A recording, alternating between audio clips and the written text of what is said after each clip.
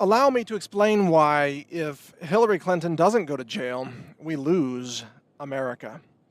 That's the subject of this podcast you're listening to, the Health Ranger Report with Mike Adams here, healthrangerreport.com, and my new upcoming video blog website, counterthink.com. Check it out for new episodes that are shot on video.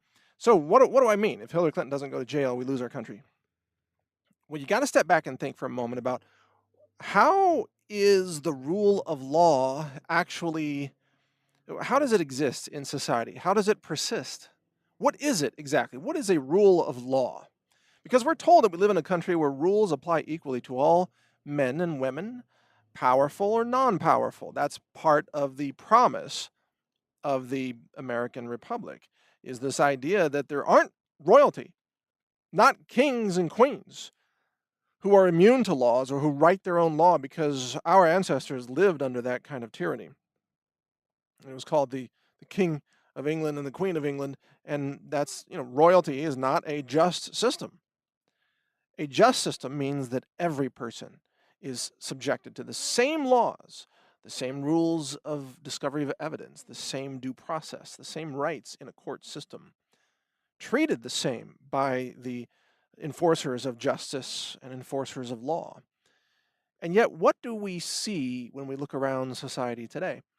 We see Hillary Clinton, James Comey, Loretta Lynch, and others openly committing extraordinary, serious crimes, and even admitting to it in some cases publicly, like James Comey admits to leaking, Hillary Clinton admits to destroying 30,000 emails and destroying evidence and obstructing justice and so on. You've got all these crimes that are admitted to by these people, and yet, so far, they have not been prosecuted. They have not even been indicted. They apparently are not subject to the same laws that apply to you and me, because there are many other people already in prison who have done a lot less than what those two have admitted to carrying out in terms of breaking laws. It's extraordinary. So what happens when this situation emerges in society is that the fabric of the rule of law, which is based on a system of faith and trust, it's a shared social contract, if you think about it. It's a belief system where we believe in the Constitution, and what enforces that belief is simply the fact that the same belief is shared by others who make up the members of our community. And so the Constitution is not a piece of paper with some ink on it. The Constitution is a shared social construct. This is crucial to understand. The rule of law is a shared social construct, and it ceases to exist, importantly, if people stop believing in it. This is the point of this podcast. The rule of law ceases to exist if people stop believing in it. And what causes people to stop believing in it? Exactly what we're seeing right now. If they start to witness that the laws are not equally applied, some people are immune to the laws, while others are targeted for selective prosecution. In other words, the laws are bogus. The system of justice is bogus. There is not law and order in this society. What there is a system of royalty, of protection of the politically elite, combined with a system of selective punitive action and prosecution against political enemies of the state. When that happens, my friends, listen carefully. When that moment of realization is reached by a critical mass of people, the country no longer exists. And then it's only a matter of time before it falls apart in the real world, either through secession or civil war or widespread tax revolts. People might just say, screw this system. Why am I sending money to Washington, D.C. when I don't even have the same rights as the royalty who are collecting my tax dollars and spending it on each other to make themselves rich? You see what I'm saying? That's just an example. There are lots of ways that countries fall apart. But when the rule of law crumbles or erodes to the point where public faith in the system vanishes, then everything else is just a domino effect. You can't have the concept of a constitutional republic if you don't indict Hillary Clinton. And that's my point. The message is very clear.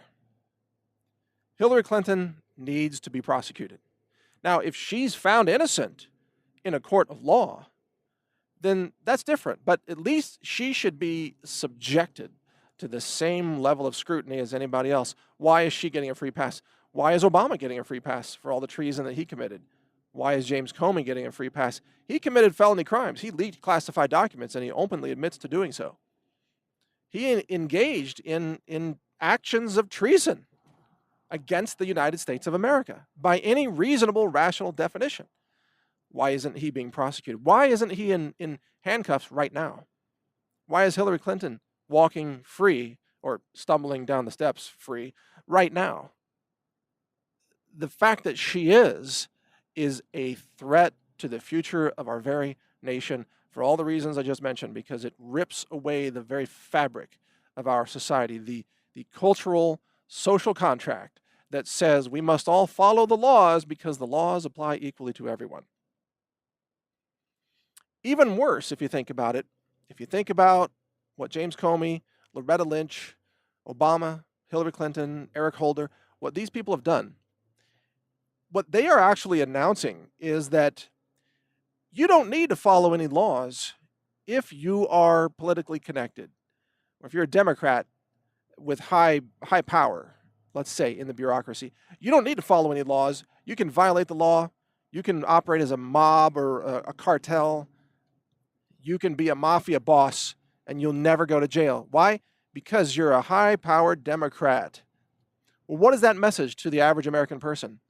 Suppose someone is out there in America and they've got, let's say they're short on money, and they want to earn some money, and then someone approaches them with something that is, let's say, less than legal. I don't know, some scam or some con. Maybe someone approaches them with some way to steal money from elderly patients. And in a normal context, they would be saying to themselves, no, I don't want to do that because that would violate the law. I want to be part of a civil society, so I don't want to scam people and break the law.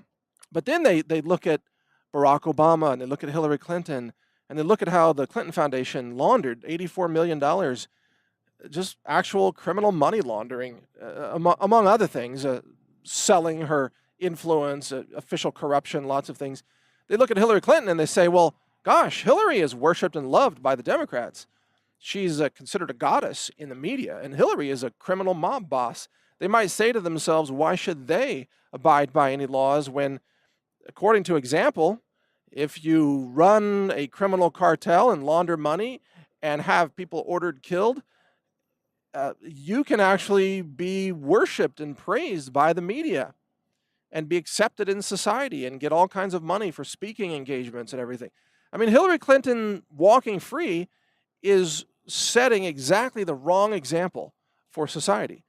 There may be people who see that and say to themselves, hey, why should they abide by the law? Why shouldn't they just do what Hillary Clinton did?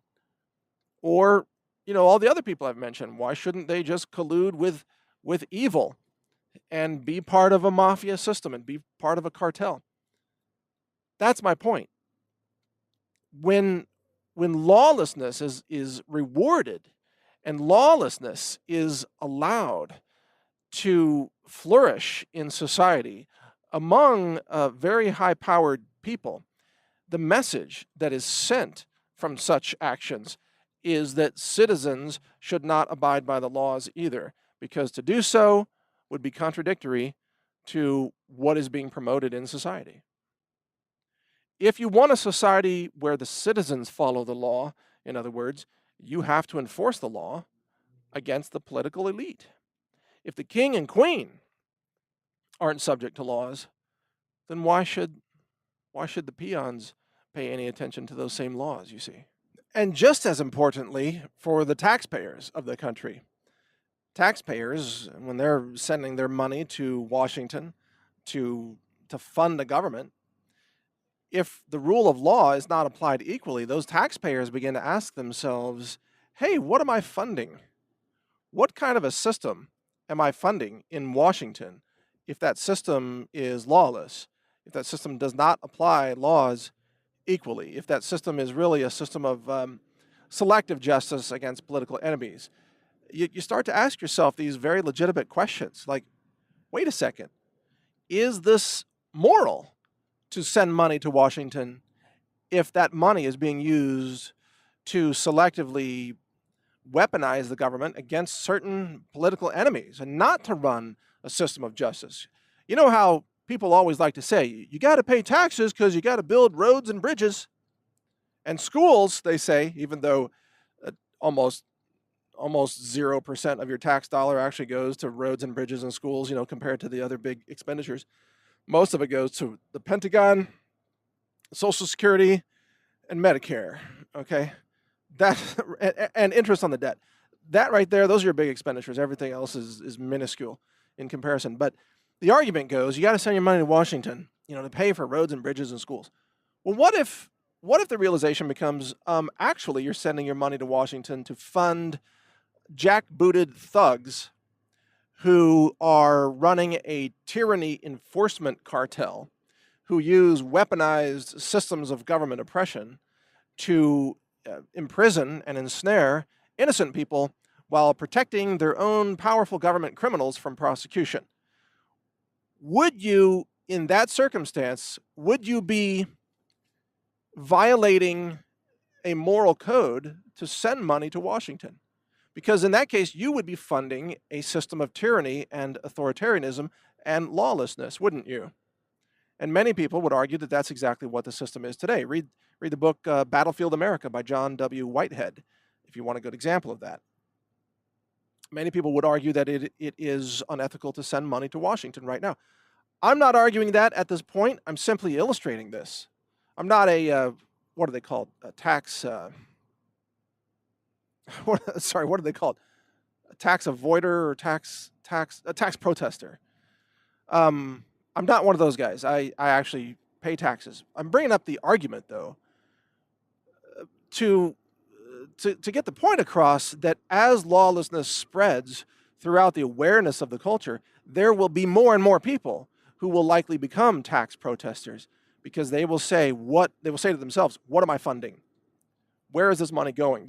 If this money is going to evil, it's like if you lived under Adolf Hitler, Nazi Germany, and you had to pay taxes to Berlin to fund the Hitler regime, and you knew what Hitler was doing and gassing the Jews and so on and committing genocide. Would you send money to Berlin? Would you pay your taxes to the German Third Reich? Or would you be a tax protester against Adolf Hitler? See, that's the question. And that's an extreme example, obviously. We're not there yet. I'm not saying that our government today is the Third Reich. It's more like the Fourth Reich, but that's another topic.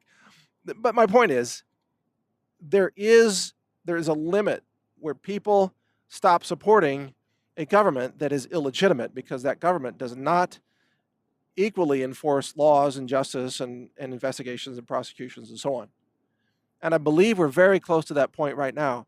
And overall, I say that if Hillary Clinton doesn't go to jail, then the faith in the rule of law is shattered, and this country will fall apart.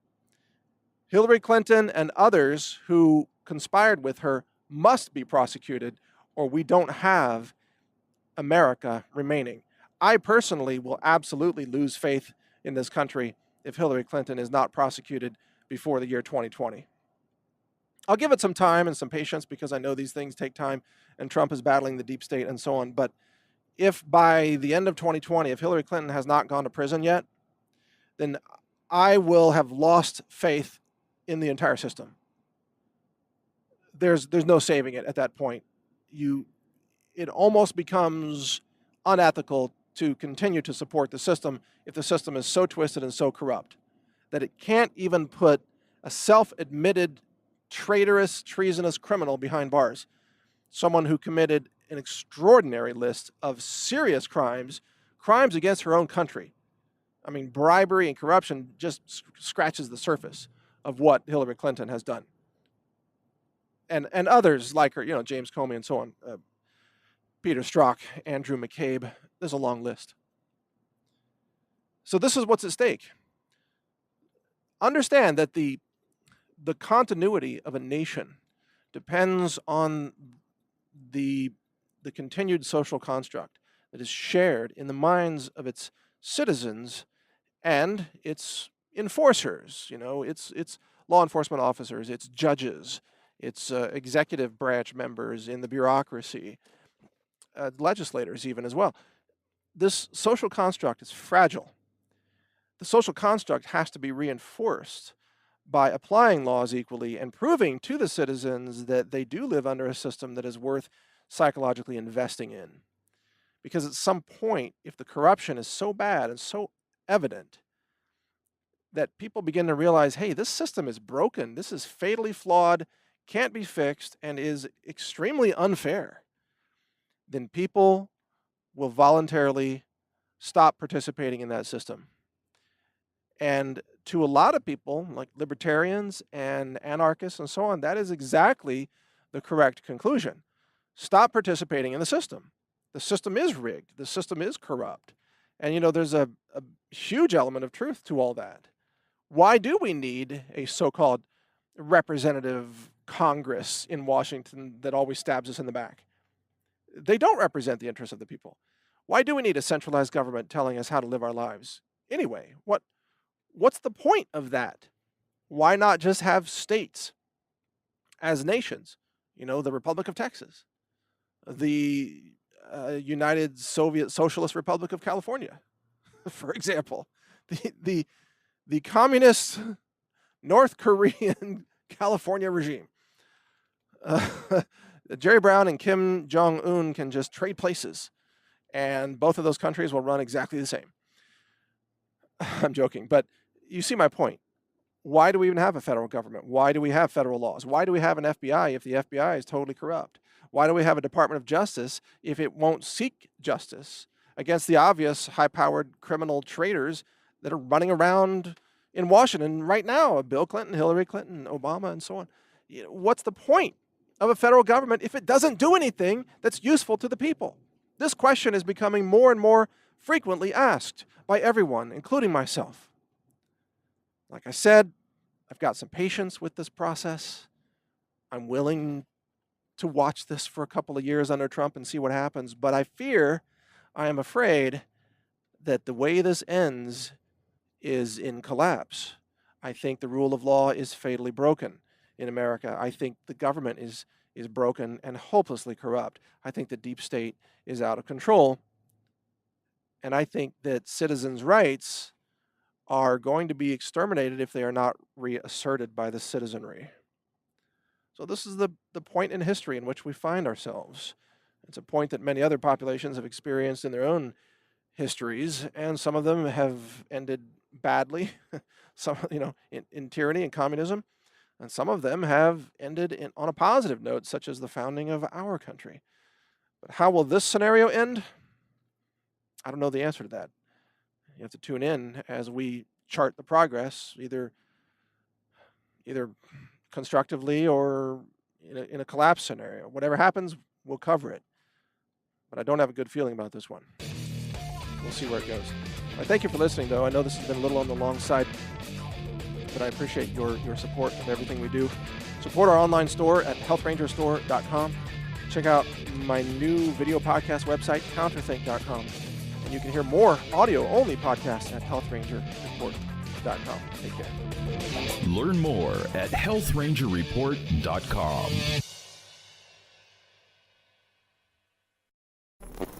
Thank you for watching. If you want to support our mission, visit us at healthrangerstore.com for the world's largest selection of lab-verified superfood and nutritional products for healthy living. It's at healthrangerstore.com.